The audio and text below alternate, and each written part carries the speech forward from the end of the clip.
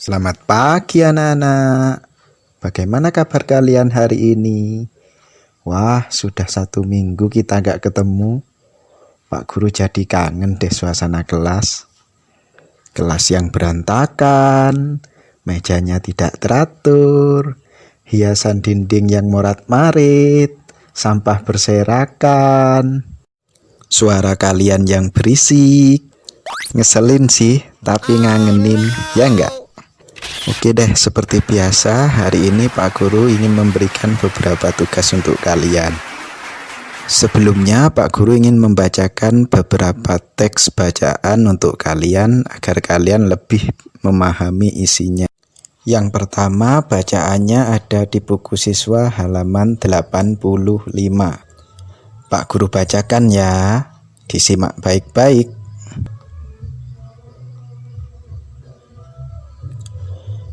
Kain adat Indonesia. Indonesia dikenal sebagai negara yang kaya budaya. Salah satu sebabnya karena wilayah Indonesia sangat luas. Setiap daerah di Indonesia memiliki budayanya sendiri. Salah satu kekayaan budaya Indonesia adalah kain adat. Setiap daerah memiliki kain adat. Kain songket dikenal sebagai kain adat orang Melayu. Kain sasirangan dikenal sebagai kain adat suku Banjar di Kalimantan. Orang-orang di Jawa memiliki batik dan lurik. Kain tenun dikenal sebagai kain adat dari Nusa Tenggara. Kain adat Indonesia sangat istimewa. Kain adat dibuat dengan menggunakan bahan yang ada di lingkungan tempat tinggal. Warna kain juga berasal dari bahan alam. Kain adat umumnya dibuat dengan cara ditenun tangan. Kain adat memiliki banyak fungsi. Kain adat dapat digunakan sebagai bahan pakaian sehari-hari. Kain adat biasanya dipakai saat upacara adat. Kain adat juga banyak digunakan sebagai baju tarian daerah. Kain adat sering digunakan dalam upacara perkawinan. Di beberapa daerah, kain adat juga digunakan saat ada keluarga yang meninggal. Bagaimana? Apakah kalian sudah bisa memahami isi bacaannya? Kalau belum, dibaca sendiri ya, diulang-ulang sampai mengerti. Dan kalau kalian sudah benar-benar bisa memahami isi bacaannya, kerjakan tugas berikut. Buka halaman 87 buku siswanya. Di situ ada 2 tugas untuk kalian. Yang pertama adalah melengkapi tabel nama-nama kain adat yang kamu ketahui.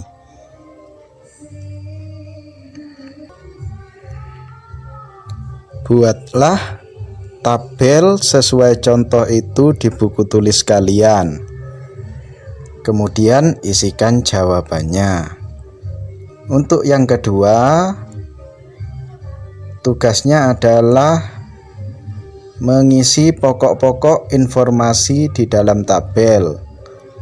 Tabelnya juga sudah ada contohnya di situ. Kalian buat tabel seperti itu di buku tulis kalian, kemudian isikan jawaban kalian sesuai teks yang kalian baca.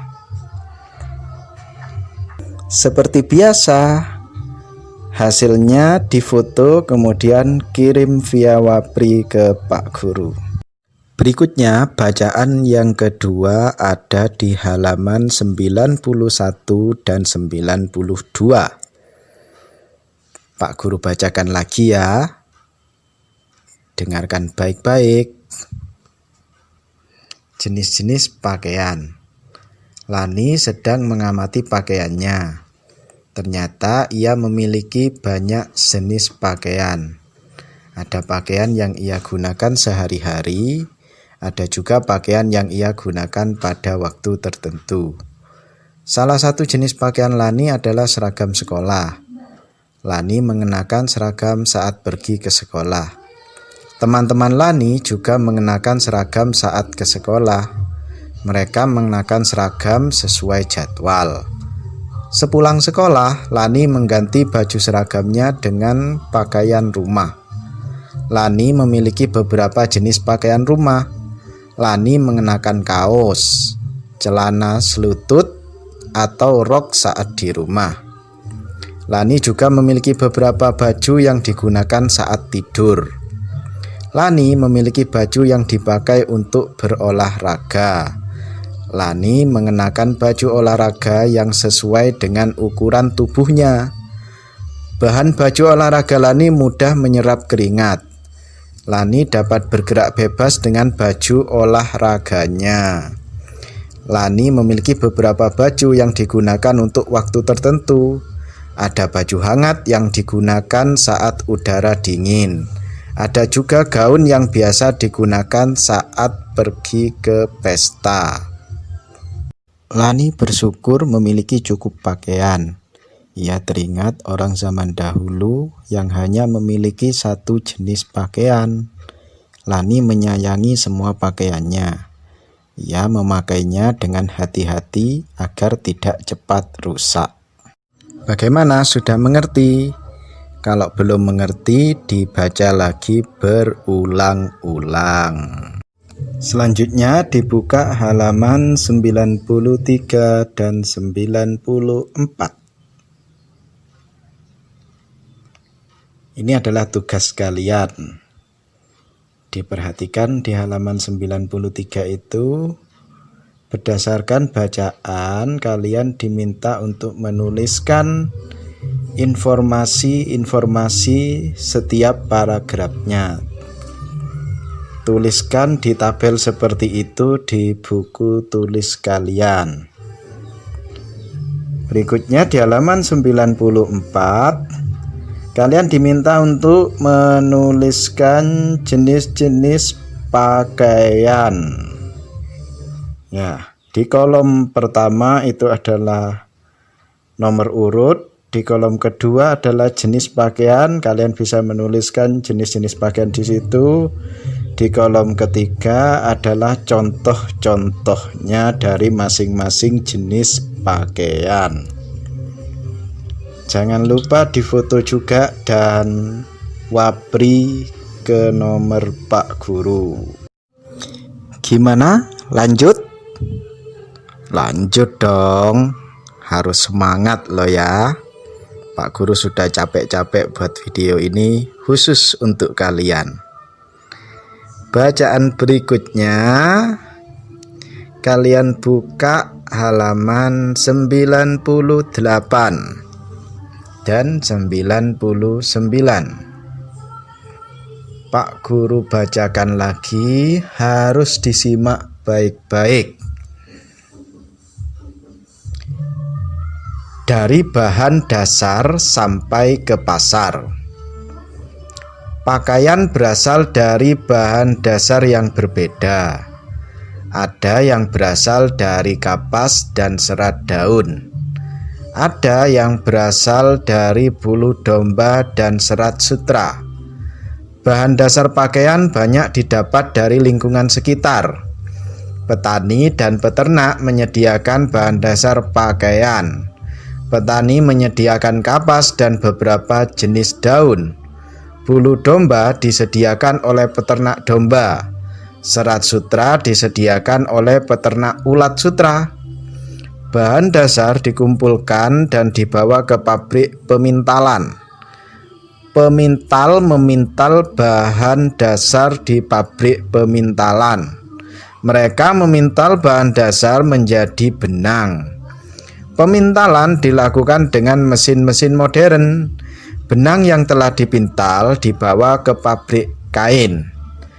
Penenun menenun benang menjadi kain. Mereka menenun dengan mesin modern. Kain hasil tenunan dibawa ke tukang jahit. Penjahit menjahit kain menjadi baju. Mereka menjahit berbagai jenis baju. Mereka menjahit dengan mesin yang canggih. Baju yang dihasilkan dibawa ke pasar untuk dijual. Keberagaman pekerjaan membuat hidup menjadi lebih mudah. Kita memiliki pakaian karena bantuan petani dan peternak. Kita dapat mengenakan pakaian karena bantuan pemintal dan penenun. Kita memiliki baju karena bantuan penjahit. Nah, anak-anak, dari bacaan tadi ada hal baik yang dapat kalian rasakan di sana, ya, bahwasanya kita tidak boleh meremehkan orang lain, karena bagaimanapun kita tetap butuh bantuan dari orang lain. Sebagaimana pakaian yang kalian gunakan itu adalah hasil dari kerja keras banyak orang, ya, dari petani kapas, pembuat benang, penjahit, bahkan toko-toko yang menjualnya untuk kalian. Jadi, Pak Guru harap dengan membaca teks bacaan ini berulang-ulang, kalian bisa lebih menghargai orang lain. Nah, untuk teks bacaan yang ini Pak Guru tidak akan memberikan tugas. Ya, Pak Guru hanya ingin kalian membaca dan memahami isinya agar kalian dapat menerapkan pesan-pesan yang ada di dalamnya dalam kehidupan sehari-hari. Untuk teks bacaan berikutnya, tetap fokus didengarkan apa yang disampaikan Pak Guru lewat video ini.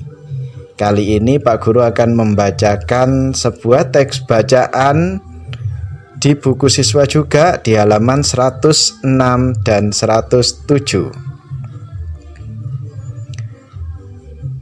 Pakaian profesi. Edo dan teman-temannya belajar tentang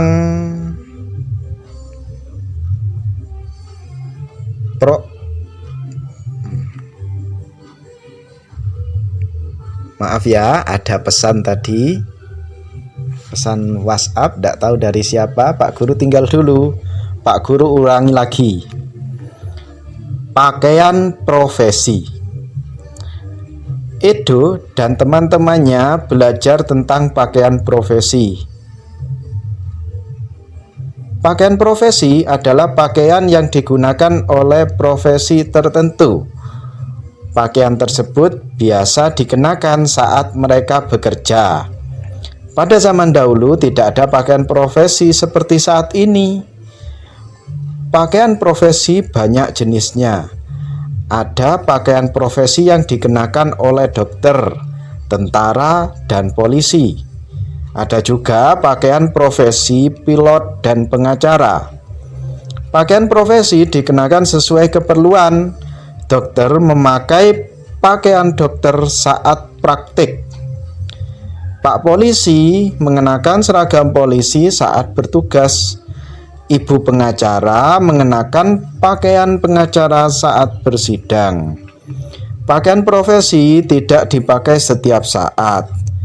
Banyak orang senang mengenakan pakaian profesi. Pakaian profesi adalah tanda pengenal suatu profesi. Orang yang mengenakan pakaian polisi adalah seorang polisi. Kita dapat membedakan pilot dengan pramugari dari pakaian yang dikenakannya. Pakaian profesi juga dapat menjadi kebanggaan orang yang memakainya. Nah, anak-anak, kalau memang kalian belum mengerti, bisa dibaca berulang-ulang. Tapi saya yakin kok kalian pasti sudah sedikit banyak sudah memahami isi bacaan tadi. Berikutnya untuk tugasnya di halaman 107. Amatilah teks pakaian profesi. jawablah pertanyaan berikut. Nah, itu tolong dijawab 1 sampai 5. Difoto hasilnya dan dikirim ke Pak Guru via Wapri. Itu saja anak-anak, selamat belajar. Dan jangan lupa foto selfie dengan orang tua untuk menunjukkan bahwa kalian benar-benar belajar dan tidak kemana-mana. Karena itu merupakan instruksi dari pemerintah agar penyebaran virus corona bisa dihentikan. Terima kasih. Selamat pagi dan sampai jumpa lagi.